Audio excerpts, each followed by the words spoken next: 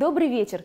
Знаменитый музыкант, он никогда не устает экспериментировать на сцене и не теряет чувства юмора. На классическом концерте он даже вылезал на сцене из торта. А в свободное время он готовит гуся по собственному фирменному рецепту. Сегодня у нас в антракте скрипач, дирижер, художественный руководитель Казанского камерного оркестра «Ля Примавера» Рустем Абязов.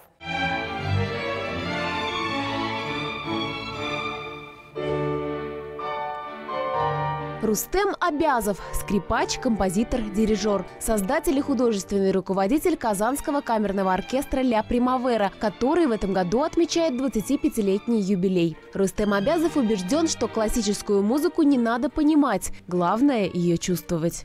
Рустем Юнусович, здравствуйте. Добрый день. Спасибо, что сегодня вы в нашей программе.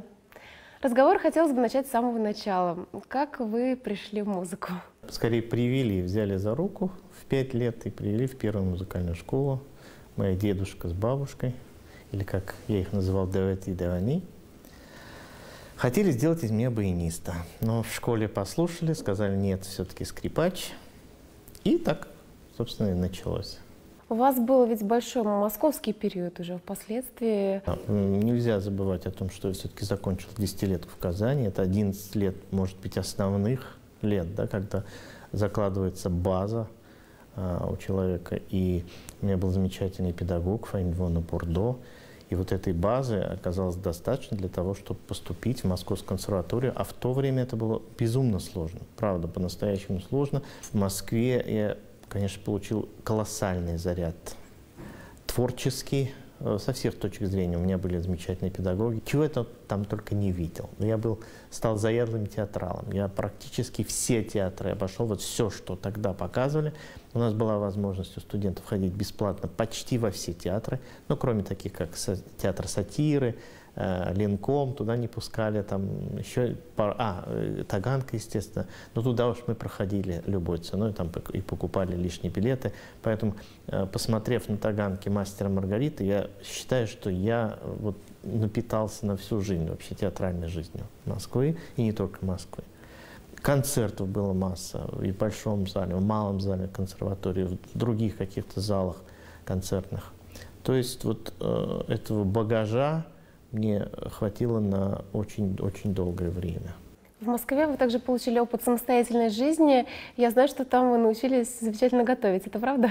Да, это получилось как-то вынужденно. Ко мне приезжала жена.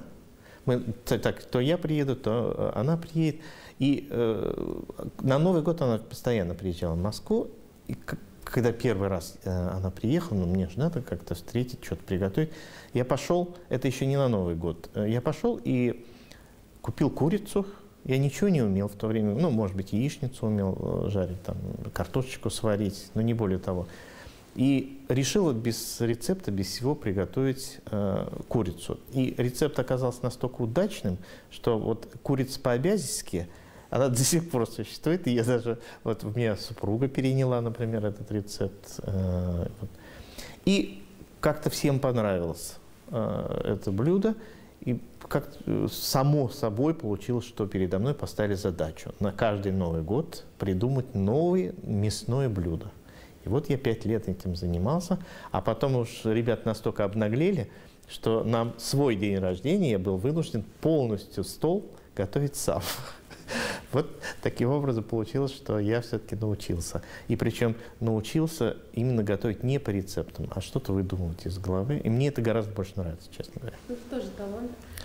Ну, Россини ведь тоже бросил музыку и начал готовить в свое время.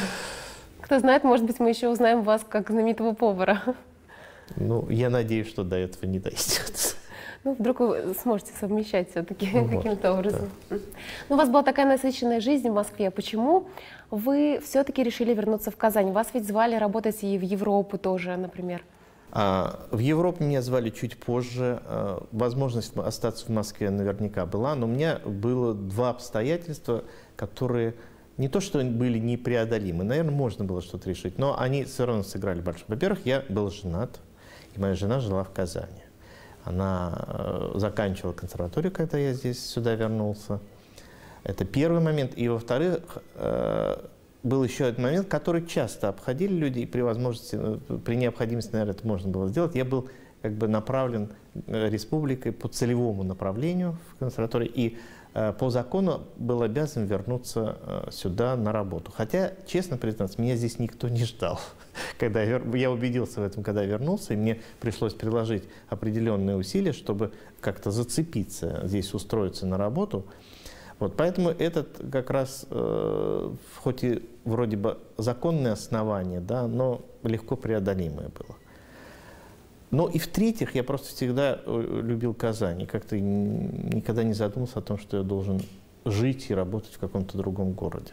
И когда мне предлагали, скажем, и в Германии остаться, в очень хорошем оркестре, мне предлагали в Gewandhaus оркестр, например, я, тем более в то время уже, к этому времени у меня была Ария Примавера, и я подумал, ну вот как вот люди доверились, да, пришли в оркестр, я что ж, я все брошу и поеду играть в оркестре, хоть и в самом замечательном, но, как вот есть поговорка, да, что лучше быть дворником там, в Париже, чем дирижером в Казани, там еще что-то такое. Да. И здесь я подумал, лучше, наверное, я все-таки буду дирижером в Казани, чем скрипачом в оркестре в Германии. Вас можно назвать патриотом, и даже в вашей жизни была такая военная страничка. Вы служили в ансамбле песни и пляски внутренних войск МВД. Я вот весь Советский Союз объездил с ними, даже был за границей. А сейчас они вообще, например, с экранов телевидения не слезают. Как не включишь любое шоу, там стоит наш ансамбль, значит, Елисеев, который в мое время был капитаном, сейчас генерал-майор. Поэтому... Вот. А что с точки зрения патриотизма, ну вот да, я патриот Казани. Вы скрипач. Почему все-таки вы выбрали призвание дирижера? Я думаю, каждому инструменталисту, и особенно струнникам, рано или поздно приходит эта идея. Не случайно же вот взять наших и Спиваков, и Башмет, да, у многие-многие. Вот я не знаю скрипачей таких знаменитых, которые были профессорами Московского консерватория, которые бы не прошли через вот эту стадию. У кого-то получалось, и те оставались дирижерами, у кого-то не получались, они возвращались к скрипке. Но, может быть, здесь в чем-то вот ограниченность репертуара, с одной стороны, у скрипки, понятно. Хотя и так богатый, но всегда хочется расширить. Возможности выразительности у оркестра больше, конечно. А какие ваши принципы как руководителя оркестра? Какой вы руководитель? Но я считаю, что по большому счету я все-таки достаточно такой понимающий руководитель, хотя всегда будет в любом оркестре, вообще в любом коллективе, но в оркестре это особенно некое противопоставление оркестра и дирижера, оно, конечно, присутствует. Потому что дирижер — человек, который выходит перед оркестром, где сидят, в общем-то, музыканты, получившие такое же образование, да, они могут сказать, кто ты такой, в конце концов, чтобы нам что-то там рассказывать, просить что-то делать. У нас есть свое понимание. И вот задача дирижера все эти понимания привести к общему знаменателю. Это как в пьесе Зюскинда контрабасист говорит, а я буду наперекор дирижеру играть, как я считаю нужным, да, в своей партии. И в фильме Феллини это тоже проходит такой красной нитью. Поэтому хочешь не хочешь, но ты все равно диктуешь свои условия. Просто вопрос формы, в каких это проявляется. Я считаю, что я достаточно дружен со своим оркестром.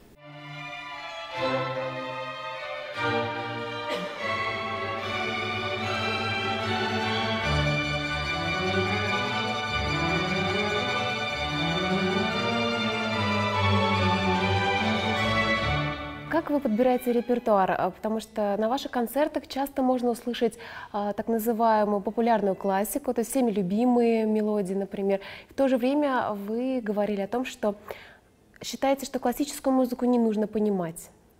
Классическую музыку, просто когда говорят, что я не понимаю классическую музыку, а зачем ее понимать? Надо прийти на концерты, эта музыка создаст настроение, и, собственно, это главное предназначение музыки. А что значит понимать? Как она выстроена, как она сконструирована, это нужно только профессионалам. Просто слушателям, мне кажется, совершенно не нужно. Если она на них воздействует, это все, что нужно от музыки.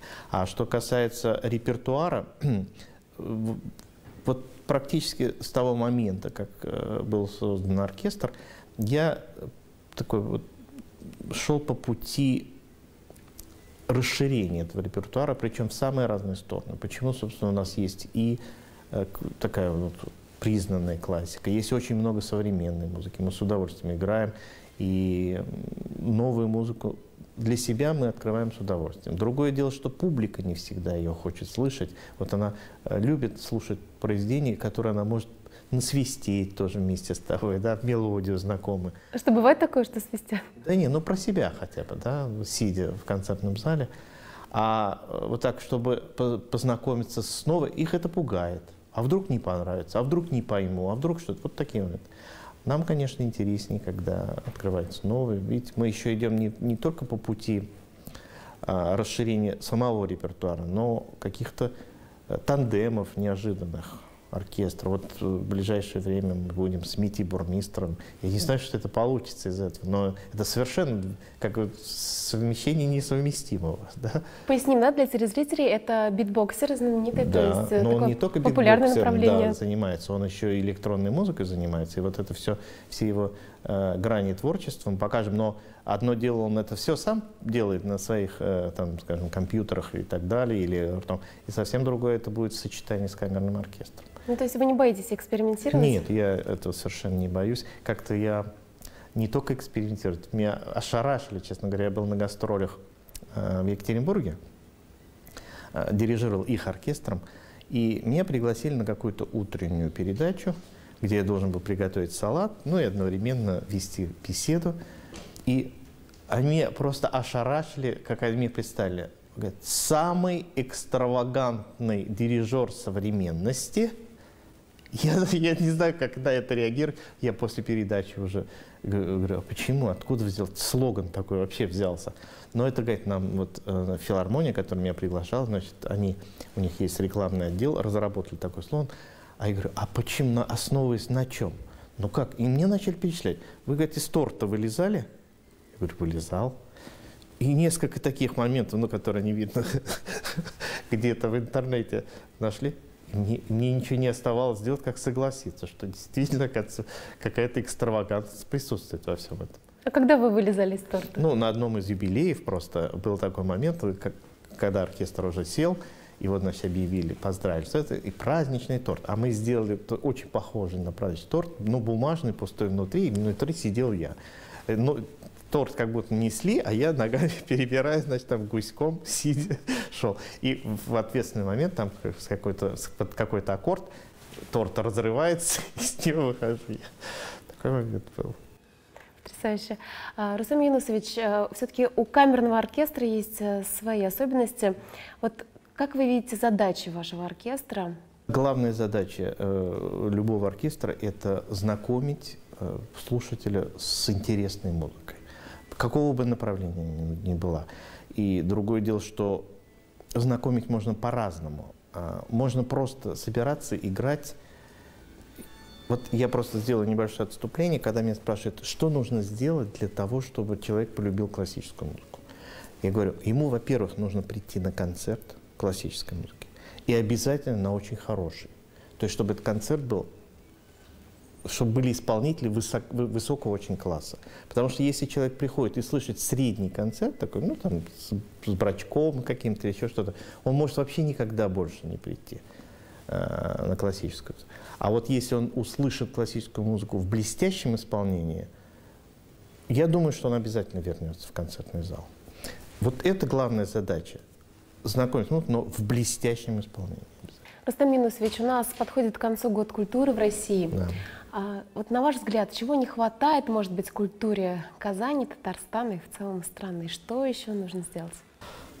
Ну, хотя бы того, чтобы к культуре относились так, как относились к ней в год культуры. Все-таки хотят они или этого не хотели, но пришлось вот на культуру обратить больше внимания, чем обычно. Да? Вот если бы этого внимания было всегда, хотя бы в такой мере, я думаю, что культура бы двинулась вперед. Спасибо большое, Рустам Юнусович. Под занавес предлагаем вам короткую рубрику из коротких вопросов и ответов.